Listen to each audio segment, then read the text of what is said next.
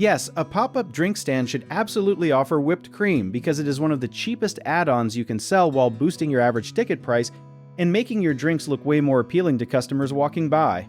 Here's the thing most stand owners never think about. Whipped cream costs you pennies per serving, but customers will happily pay an extra 50 cents to $1 for it because it feels like a treat.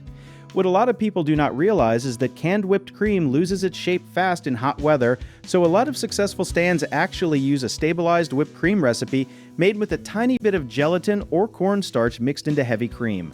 This lets the whipped cream hold its swirl for hours instead of melting into a puddle within 20 minutes, which matters a ton if you are set up outside in the sun. Another trick almost nobody talks about is using a charged whipped cream dispenser with nitrous oxide chargers instead of canned cream. Because it tastes fresher, it is cheaper per serving once you buy the dispenser, and it lets you control the texture so it looks fluffier on camera and in person. That fluffy, tall swirl is what actually sells drinks on social media, so treat your whipped cream like a marketing tool, not just a topping. One mistake a lot of new stand owners make is over-pouring the whipped cream, which eats into your profit margin fast. So weigh out a consistent portion size like 15 grams per drink and stick to it every single time.